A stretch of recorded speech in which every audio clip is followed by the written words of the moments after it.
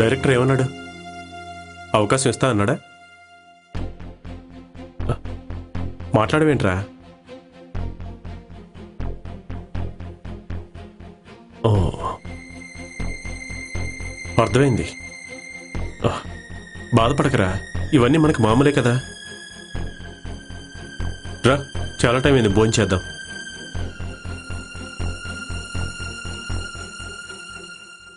Industry వదిలి వెళ్ళిపోదాం అనుకుంటున్నాను రా. ఏంటి, ఇండస్ట్రీ వదిలి వెళ్ళిపోదాం అనుకుంటున్నావా? అవునరా, మా నాన్న నా మీద నమ్మకంతో 1 సంవత్సరం గడువు ఇచ్చాడు రా. నేను నా మీద నమ్మకంతో ఇంకో 2 సంవత్సరాలు పెంచుకున్నాను రా. ఈ 3 ఏళ్ళు ఇక్కడ నిలబడి చూడ్డానికే సరిపోయిందిరా. మా నాన్న అడిగిన 100 ప్రశ్నలకు ఒక్క సమాధానం కూడా నా దగ్గర లేదురా. ఇంక నేను ఏం సాధిస్తాను రా? రే, ఏం మాట్లాడుతున్నావు? నీకు అర్థమవుతుందా? అర్థమవుతుందిరా, పూర్తిగా అర్థమవుతుందిరా. ఇంక నేను పనికి రాను అని అర్థమవుతుందిరా. ఇదేనా నీ ఆశ, ఆశయం? ఇలా మధ్యలో వదిలేసి వెళ్ళిపోవడమేనారా? ఇదేనారా నీ గోల్? అరే, నువ్వు గెలుస్తావురా, తప్పకుండా నువ్వు గెలుస్తావు. ధైర్యంగా ఉండరా, నువ్వు ధైర్యంగా ఉండు. గెలుస్తానన్న ఆశ, డైరెక్టర్ అవ్వాలన్న ఆశయం 2 చచ్చిపోయారా. ఓడిపోయాను రా. I'm unfit for the film industry.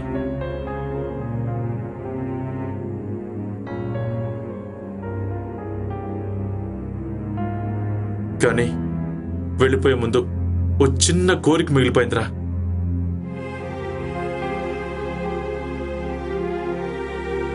నేను ఎన్నో 100 మైళ్ళు దాటి ఇక్కడికి రావడానికి, నేను డైరెక్టర్ అవ్వాలని అనుకోవడానికి, సినిమాయే నా జీవితం అవ్వడానికి, అసలు సినిమా అనే పదాన్ని పరిచయం చేసిన నా గురువు, నా ఇన్స్పిరేషన్ రఘునాథ్ సార్ని కలిసి వెళ్ళిపోదాం అనుకుంటున్నాను రా. ఆల్రెడీ చాలాసార్లు కలవడానికి ట్రై చేసావు కదరా. ఇంకొకసారి ట్రై చేస్తాను రా. కనీసం గురువు గారిని కలిశానన్న ఆనందమైన దక్కుతుందిరా. సంతోషంలో వాగ్దానాలు, ఆవేశంలో నిర్ణయాలు తీసుకోవద్దు రాము. ఆల్రెడీ తీసేసుకున్నాను రా.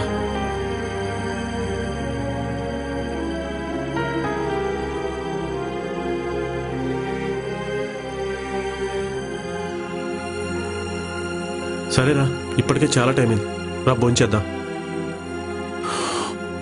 రారా రా.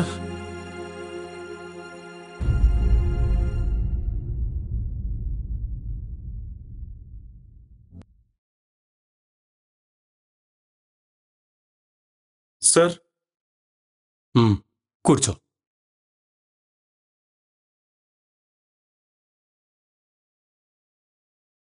శంకర్ సార్, ఏం తీసుకుంటావు? కాఫీయా, టీయా? ఏదైనా పర్లేదు సార్, మీ ఇష్టం. 2 కాఫీ. Okay sir.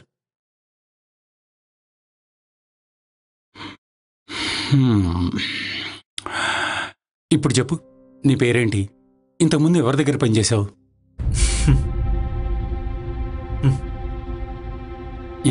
ఎందుకలా నవ్వుతున్నావు?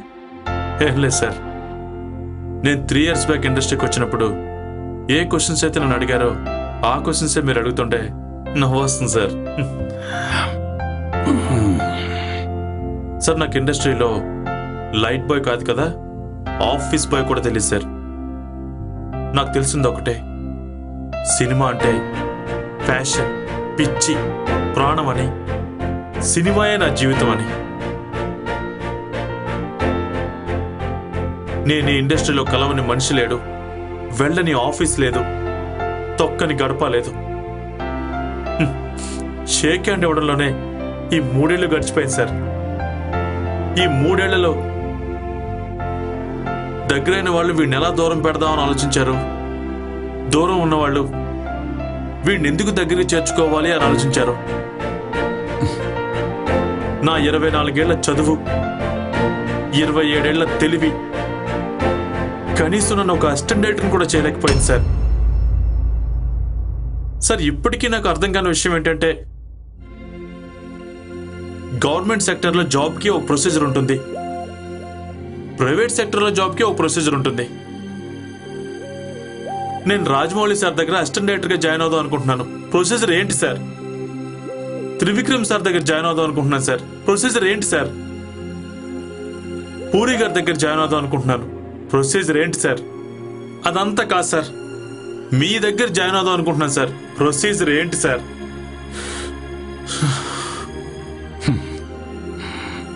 అంటే నాలాగా బ్యాక్గ్రౌండ్ లేనివాడు ఇలా ఇంటికి వెళ్ళిపోవాల్సిందేనా సార్? చస్తూ బ్రతకాల్సిందేనా సార్?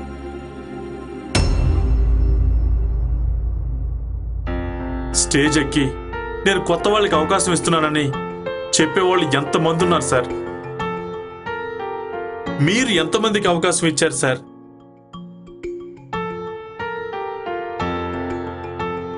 నేను ఎవరినైతే ఇన్స్పిరేషన్గా తీసుకుని వచ్చానో అలాంటి మిమ్మల్ని కలవడానికి నాకు 3 సంవత్సరాలు పట్టింది సార్. మీ గేటు బయట 100 సార్లు ఎదురు చూశాను సార్. ఒక్కసారైనా నా వైపు చూడకపోతారా అని. ఈ 3 ఏళ్ల ప్రయత్నంలో నా తల్లిదండ్రుల నమ్మకంతో పాటు నన్ను నేను కోల్పోయాను సార్.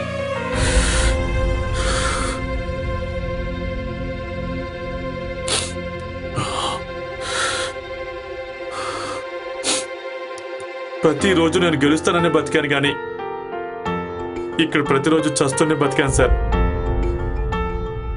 నేను సినిమా ఇండస్ట్రీకి రావడానికి కారణం మీరే అని గర్వంగా చెప్దాం అనుకున్నాను సార్.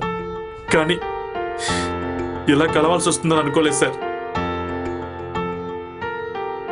కానీ మిమ్మల్ని కలిసాక, మీతో మాట్లాడాక నాకు ఇండస్ట్రీ వదిలి వెళ్ళాలని లేదు సార్. ప్రాణం పోయినా పోరాడాలని ఉంది సార్. ఇక్కడే ఉండాలని ఉంది సార్. ప్రూవ్ చేసుకోవాలని ఉంది సార్. సార్, నాకు జీతం ఇవ్వకపోయినా పర్లేదు సార్. జీవితాన్ని ఇవ్వండి సార్. Please sir, please.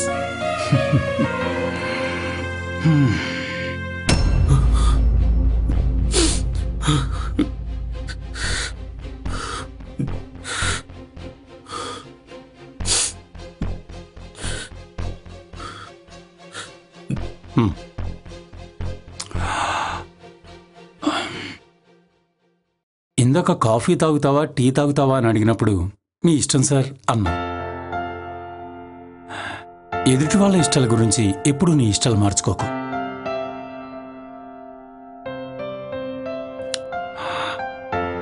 నువ్వు తిరిగిన ఈ 3 ఏళ్ళు చదువుకునుంటే కలెక్టర్ అయ్యేవాడువేమో, కానీ ఇక్కడ ఓ అసిస్టెంట్ డైరెక్టర్ కూడా కాలేవు. అందుకే సార్ నేను ఇండస్ట్రీ వదిలి వెళ్ళిపోదాం అనుకుంటున్నాను. సినిమా మీద ఇష్టంతో బస్ ఎక్కి కృష్ణానగర్ వచ్చిన లక్షల మందిలో నువ్వు ఒకడివి. ఇక్కడ పోరాడి ఓడిపోయి వెళ్ళిపోయే వాళ్ళలో నువ్వు ఒకడివి, అంతే. ఎందుకంటే ఈ సినిమా ఇండస్ట్రీ అనేది ఒక అడవి లాంటిది.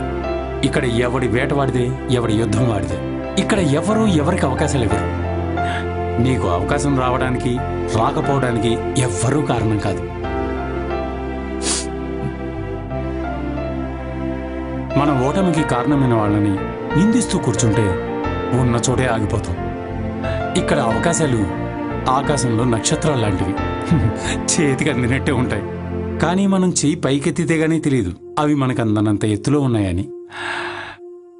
నువ్విక్కడ తింటున్నావా, పడుకుంటున్నావా, ఎక్కడ ఉంటున్నావు అన్నది ఎవ్వరికీ అవసరం లేదు. Success will talk about you. నువ్వు సక్సెస్లో ఉన్నప్పుడు నీ ఫోన్ కంటిన్యూస్గా రింగ్ అవుతూ ఉంటుంది. నీ ఇంటి ముందు కార్లు చాగుతుంటాయి. నిన్ను మెడబెట్టి గెంటిన వాళ్లే నీ మెడలో పూలమాలలు వేస్తారు. అవసరమైతే కార్ డోర్ కూడా తీస్తారు. That is success.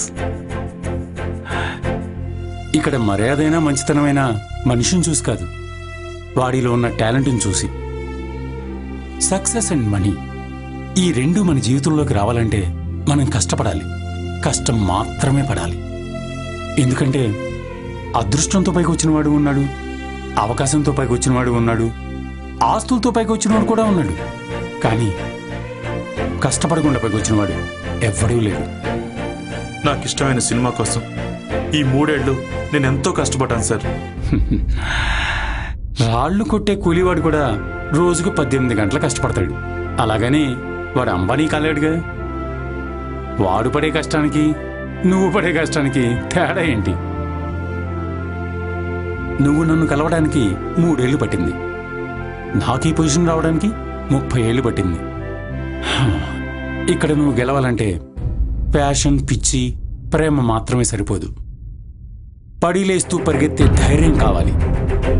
ఎగిసి పడే కెరటానికి ఎదురెళ్లే తెగింపు కావాలి. వయసుకు మించిన భారం మోయాలి. కాలికందనంతో దూరం పరిగెత్తాలి. కంటికి కనపడిన తీరాన్ని చూడాలి. ఇక్కడ ఎవరు ఎవరికి ఏ సహాయం చేయరు.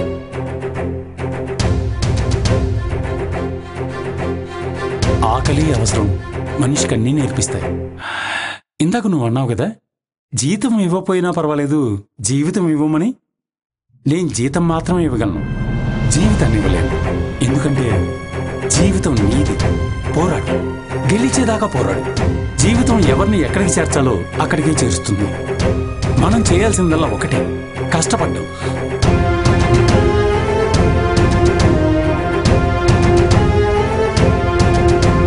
ప్రయత్నించి ఓడిపోతే నువ్వు గెలిచినట్టే, విరమించి వెళ్ళిపోతే నువ్వు మరణించినట్టే.